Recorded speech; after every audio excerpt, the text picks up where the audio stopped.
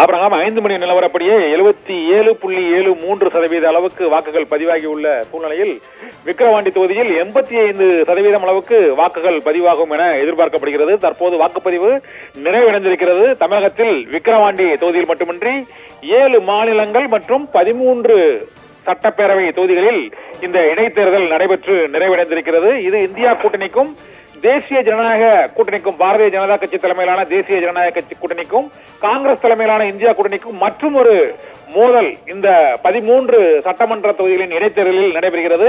மேற்கு வங்கத்தில் ராய்கஞ்ச், தக்ஷின், பாக்தா மற்றும் மாணிக்தலா ஆகிய 4 சட்டப்பேரவை தொகுதிகளில் இந்த இடைத்தேர்தல் வாக்குப்பதிவு நடைபெற்று நிறைவடைந்திருக்கிறது. இதே போல இமாச்சல பிரதேசத்தில் தேகரா, சமீர்பூர் மற்றும் நலகங்கா உள்ளிட்ட 3 சட்டமன்ற தொகுதிகளில் இடைத்தேர்தல் நடைபெற்று முடிவடைந்திருக்கிறது. உத்தரகாண்ட் தொகுதியில் பத்ரிநாத் மற்றும் மங்களூரு ஆகிய 2 தொகுதிகளில் இடைத்தேர்தல் நடைபெற்று முடிவடைந்திருக்கிறது.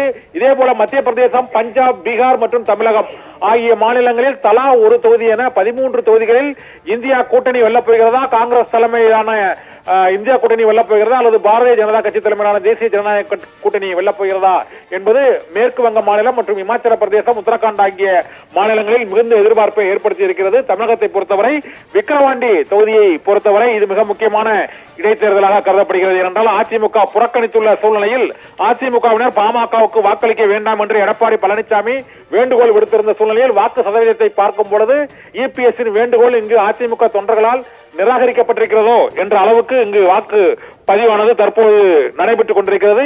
77.73% வாக்குகள் பதிவாகி இருக்கிறது.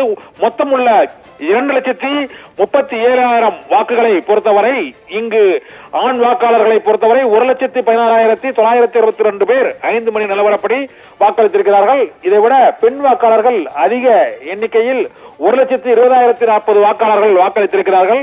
இதனால் இதுவரை 5 மணி நிலவரப்படியே அங்கு 77.73% வாக்குகள் என்பதால் இப்போது 6 மணிக்கே 80% தாண்டி இருக்கும்.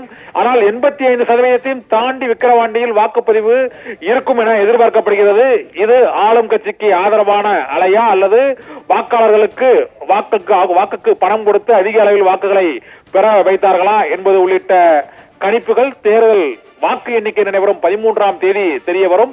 13 சட்டப்பேரவை தொகுதிகளுக்கான இடைத்தேர்தல் 7 மாநிலங்களில் மேற்கு வங்கம், பீகார், பஞ்சாப், இமாச்சல் பிரதேசம், உத்தரகாண்ட், மத்திய பிரதேசம் மற்றும் தமிழகம் ஆகிய 7 மாநிலங்களின் இடைத்தேர்தல் முடிவுகளில் எந்த கட்சி அங்கு ஆளும் கட்சி வெற்றி பெறுமா அல்லது எதிர்கட்சிகள் வெற்றி பெறுமா என்ற எதிர்பார்ப்பும் தற்போது எழுந்திருக்கிறது. 13ஆம் தேதி காலை 8 மணிக்கு வாக்கு எண்ணிக்கை தொடங்கியவுடன் இந்த முன்னணி நிலவரங்கள், வெற்றி பெற்றவர்கள் பற்றிய விவரங்கள் ஆகியவை நாடு முழுவதும் மிகுந்த எதிர்பார்ப்பை ஏற்படுத்தி இருக்கிறது. ஆபிரகாம்.